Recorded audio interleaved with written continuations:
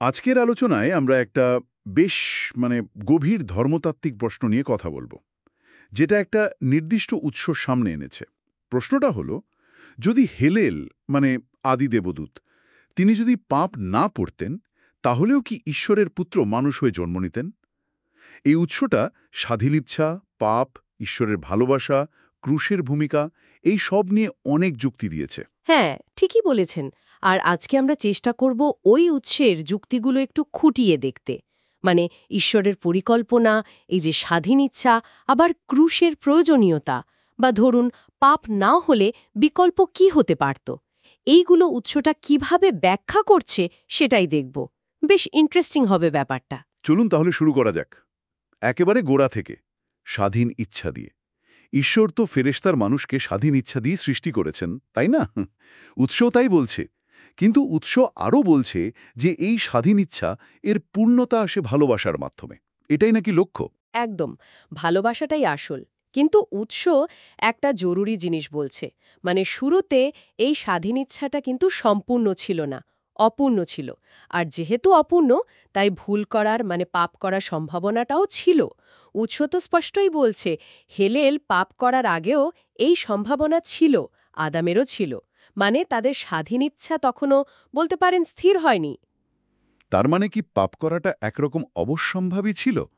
উৎস কি এরকম ইঙ্গিত দিচ্ছে? অবশ্যম্ভাবী শব্দটা হয়তো ব্যবহার করেনি, তবে বলেছে যে তারা এমন সৃষ্টি ছিল যারা একসময় না একসময় পাপ করবেই, যদি না তাদের ইচ্ছাটা পূর্ণতা পায়।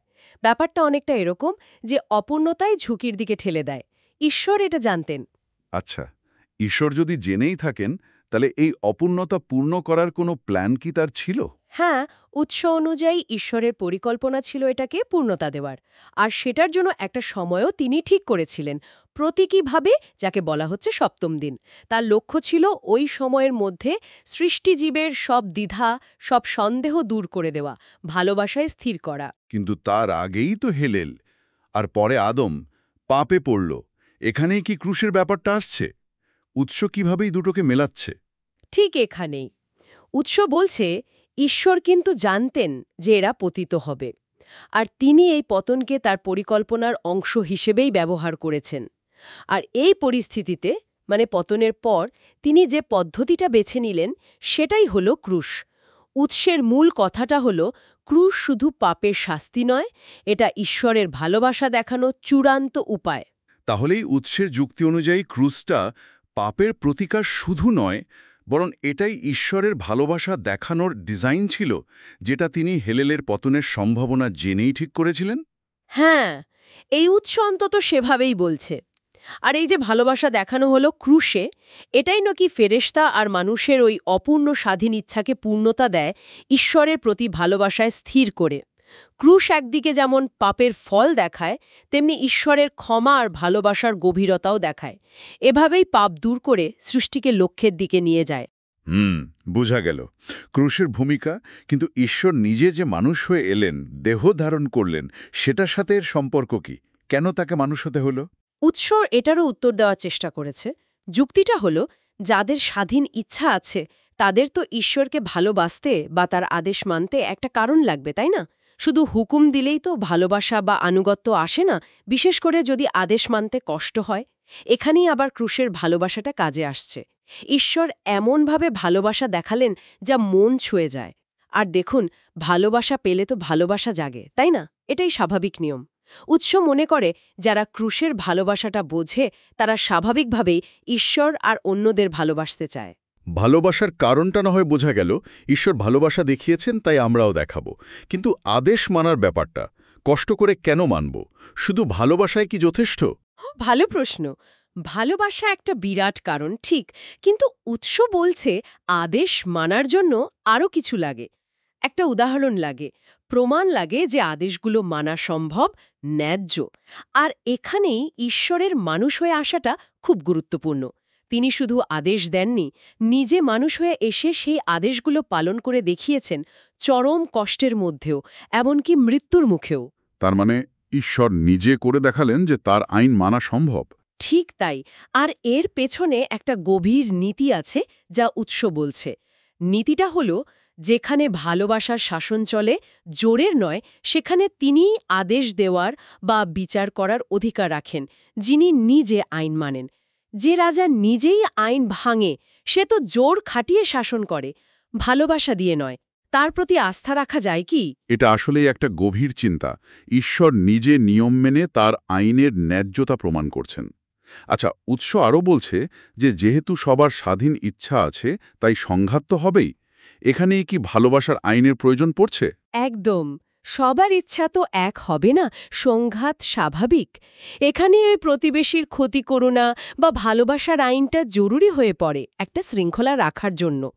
ঈশ্বর পরিস্থিতি তৈরি করেন যেখানে আমাদের বাঁচতে হয় ভালোবাসা নাকি নিজের স্বার্থ।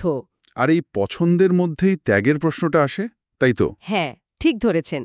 ভালোবাসার আইন মানতে গেলে তো প্রায়ই নিজের কিছু ছাড়তে হয়, ত্যাগ করতে হয়। উৎস বলছে আদেশ মানা মানেই হল ভালোর জন্য, বৃহত্তর সুখের জন্য ছোটখাটো কষ্ট বা ত্যাগ স্বীকার করা। কিন্তু প্রশ্ন হল, কেন করব এই ত্যাগ? শুধু আইন আছে বলে? এখানেই কি আবার ঈশ্বরের দেহধারণের ব্যাপারটা জরুরি হয়ে উঠছে? হ্যাঁ, সৃষ্ট জীবদের তো বুঝতে হবে কেন এই ত্যাগটা দরকার। এটা কি আদৌ সম্ভব? ঈশ্বর নিজে মানুষ হয়ে সব কষ্ট সহ্য করেও ভালোবাসার আইন মেনে দেখালেন যে হ্যাঁ, এটা সম্ভব এবং এর ফল ভালো। শুধু তাই নয়, যখন আমরা দেখি যে আইন না মানলে কি হয়, মানে শয়তানের কাজের ফলে যে দুঃখ কষ্ট আসে, তখনও আইনের গুরুত্বটা বোঝা যায়।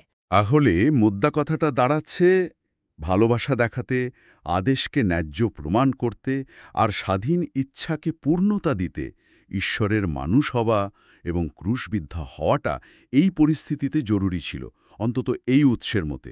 কিন্তু এবার একদম প্রথম প্রশ্নে ফেরা যাক। যদি হেলেল পাপ নাই করত, তাহলে কি হতো? ঈশ্বর কি তবুও মানুষ হতেন? উৎস এই কাল্পনিক পরিস্থিতি নিয়ে বেশ স্পষ্ট। তাদের মতে যদি হেলেল পাপ না করত, বিশ্বস্ত থাকত, তাহলে ঈশ্বর সৃষ্টির আগেই একটা অন্য ব্যবস্থা ঠিক করে রাখতেন। সেই অন্য ব্যবস্থার মাধ্যমেও তিনি তার ভালোবাসা দেখাতেন, আদেশের সত্যতা প্রমাণ করতেন, ইচ্ছাকে পূর্ণতা দিতেন। কিন্তু সেই পথে সম্ভবত ক্রুশের দরকার হতো না, কারণ ক্রুশ তো পাপ আর মুক্তির সাথেই সরাসরি যুক্ত। তার মানে ক্রুশটা অপরিহার্য ছিল কেবল হেলেলের পতনের জন্যে, নইলে অন্য ব্যবস্থা থাকত। সেই অন্য ব্যবস্থাটা কেমন হতে পারত, সে নিয়ে কি উৎস কিছু বলেছে? না, সেই বিকল্প ব্যবস্থার কোনো পরিষ্কার ছবি উৎস দেয়নি, কারণ সেটা হয়তো আমাদের বোঝার বাইরে। তবে উৎস আরেকটা সম্ভাবনার কথা বলেছে, যেটা বেশ ভাবনার মতো। এমনও হতে পারত যে ঈশ্বর হয়তো হেলেলের জায়গায় অন্য কাউকে রাখতেন, যার পতন ঘটবে তিনি জানতেন, এবং তার মাধ্যমে ক্রুশের পরিকল্পনা পূর্ণ করতেন।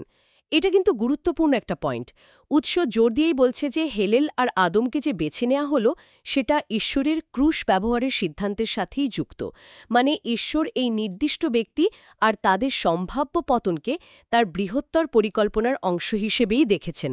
আপনি বলছিলেন ঈশ্বর পতিত আদমকে ব্যবহার করেছেন। এটা বেশ ইন্টারেস্টিং। আদমের নিজের অবস্থা আর পাপের ধরন নিয়ে উৎস ঠিক কী বলছে? আদম কি নিজে থেকেই বিদ্রোহ করতে পারত? উৎসে এই বিষয়ে একটা নির্দিষ্ট ব্যাখ্যা দিচ্ছে।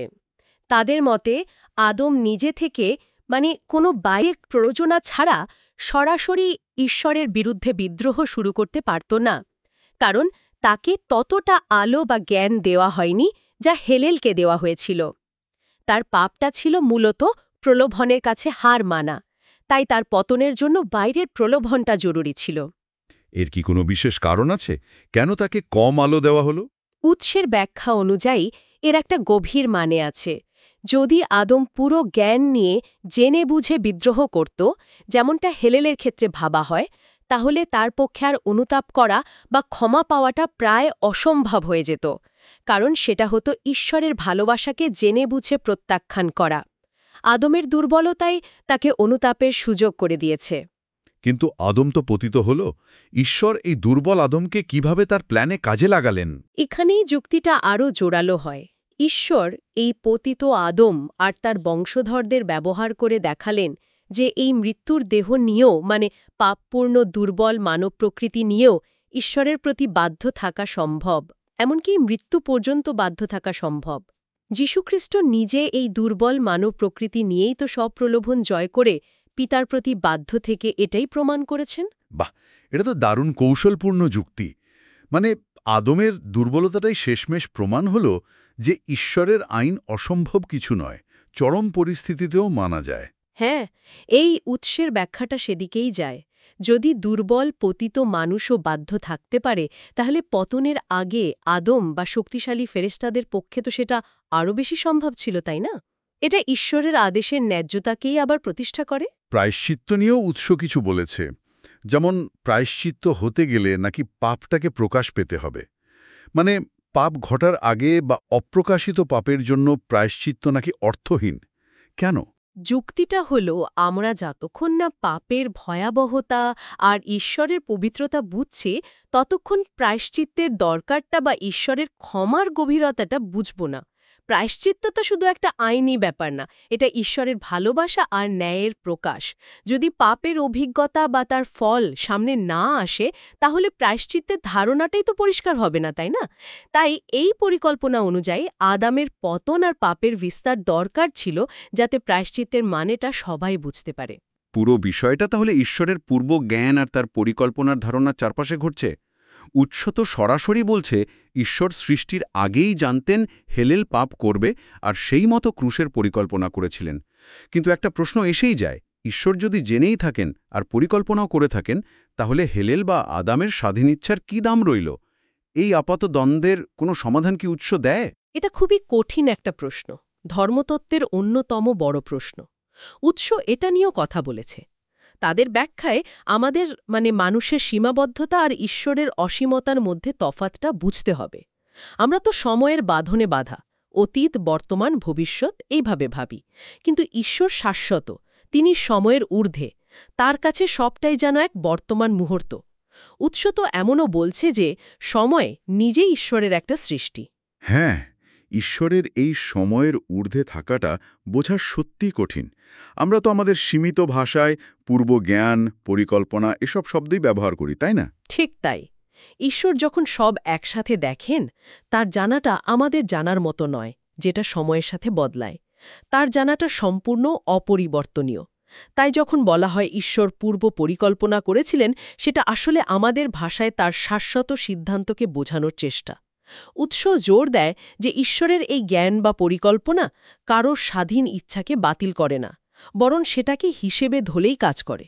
যদিও এটা ঠিক কিভাবে হয় তা পুরোপুরি ব্যাখ্যা করা কঠিন। এই বিষয়টা মাথায় রাখলে, যদি হেলেল পাপ না করত, এই ধরনের কাল্পনিক পরিস্থিতি নিয়ে বেশি ভাবাটা কি তাহলে একরকম অর্থহীন? উৎস ঠিক এই কথাটাই বলছে। এই ধরনের যদি এমন না হতো টাইপের প্রশ্নগুলো আমাদের বোঝার বাইরে। এগুলোর উত্তর দেওয়া মানুষের পক্ষে সম্ভব না, কারণ আমরা শুধু সেটুকুই জানি যা ঘটেছে, যা ঈশ্বর প্রকাশ করেছেন।